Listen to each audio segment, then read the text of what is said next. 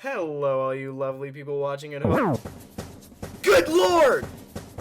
I don't know what to say. I haven't uploaded in so long, and the support kinda just grows with this channel. I know I haven't really been the best YouTuber to you guys, but seriously, thank you.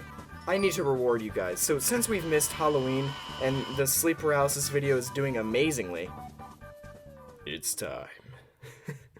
Let me share a little story with you. When I was a wee lad, I had a really bizarre recurring nightmare. Basically, I was in this giant room, with two giant scaffolding bars reaching each end of the room and connecting in the middle. Anything else was just a bottomless pit. At each end, there was a door. If you opened any of these doors, it would lead to an exact replica of the previous room, the location being completely mirrored. And there was also, like, a giant gorilla chasing me. But that's irrelevant. As a youngin', I thought I was afraid of gorillas. But after my experience of playing Donkey Kong Country, I realized I wasn't scared of apes. The only thing that scared me as a kid in this game were these things. Stop! Stop! Stop! No. What I was really afraid of, I was really scared of the concept of infinity. Well, sorta. Infinity is more of a byproduct of my biggest fear, which is like what I'm getting to. But the infinity trope has played a huge role in my least favorite moments of my life.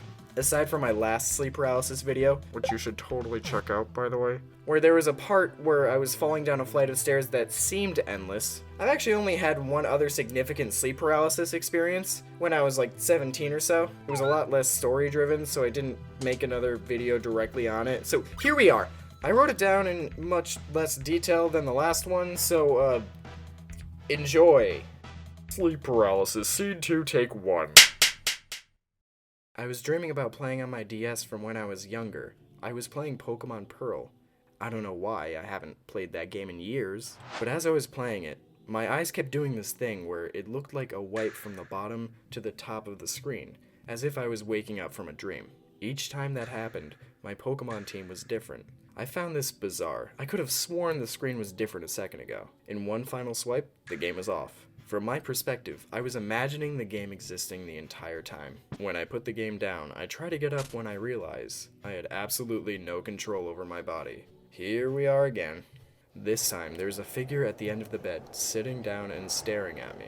I assumed at first that this was just a hallucination, so I just accepted it. Although as I laid there longer, I noticed that it was my sister.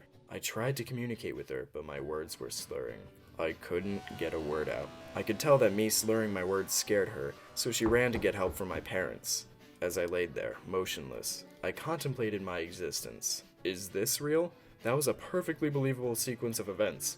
I have to try something. Anything. I shimmied my way out of bed, having a lot of difficulty seeing, let alone moving. As I try to crawl out of bed, my eyes open again. Just like how it was before, the best way I can describe it is as if I was waking up from a dream inside of a dream. My dad eventually ran in, trying to help me out of this bizarre limbo. After a little bit of help, I reset again. The resets were incredibly frustrating. I continued to fight being stuck in sleep paralysis. At times I even saw what seemed to be poltergeists flying above my body. Apparently I was able to get one of their heads and break them. Don't ask, that's what the old script says. There was another reset that took a while. I could hear the screams of hundreds of people, never-ending, loud, and horrifying. Neat. It was like a horror movie version of Groundhog Day. I eventually started to really freak out, and ask myself questions like, am I dead?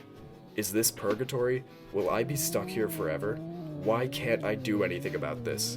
When will this end? I thought I had died overnight and this was my purgatory. I managed to turn my head to the side and look out the window. It was a beautiful scenery. Definitely not my backyard, but it looked like a winter wonderland of some sorts. You know what? What's so bad about this? If this is it, there's no more worries. I lived a life and I should be thankful for that. I wish I could have experienced more, but I'm okay with this. I'm okay with this.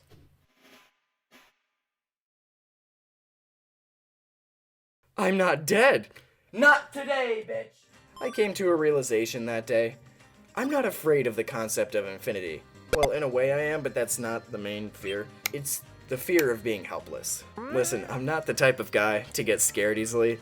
In fact, when I went to see It 2 with some buddies from college, I was actually laughing at how scared some of them were being. I've been told on multiple occasions that I just have really weird moments of serious confidence completely out of nowhere. Even in a fight or flight situation, most of the time I'm gonna pick fight. which isn't a good idea because I'm like 5'7" and relatively skinny, but that's not the point. When I seemingly lose control of something, it kind of freaks me out, and I think that's why this channel exists in the first place.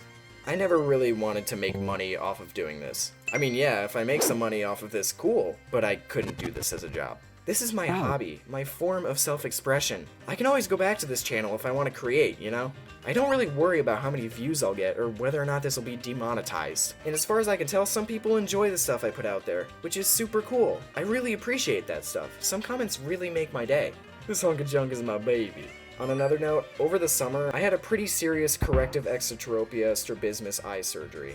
That's a whole nother story. If you're interested, look up exotropia strabismus. If you're feeling real courageous and or you are a psychopath, look up the surgery images too. The correction for that was my operation. It kept me bedridden for a week, unable to leave the house for a week, unable to see a single image for 3 weeks, and unable to drive for a solid month and a half. My eyes were bleeding. I had to wear goggles in the shower. I couldn't even watch a YouTube video, let alone make one. I listened to movies. I was miserable. I have never felt more helpless in my entire life. I realized that you seriously shouldn't take the little things like vision for granted. You don't realize how important some things are until they're gone. I've been a lot better about my confidence and control over my life since the surgery, though, because it honestly feels like it can only go up after that. So yeah, just thought I'd share some of the worst moments of my life. So you just had some bad dreams and you were blind for a couple months. So what? That doesn't sound too bad. What, you wanted to know more terrible things about me? What are you, a masochist? Alright, I accidentally drank a soda with ants in it once. How does it feel being a masochist? Yo, thank you so much for watching. There's a few people I'd like to thank, and by that I mean it would be super cool if you check their stuff out. They helped me make this video possible. I'm working on some more stuff, so in the meantime, take care of yourself.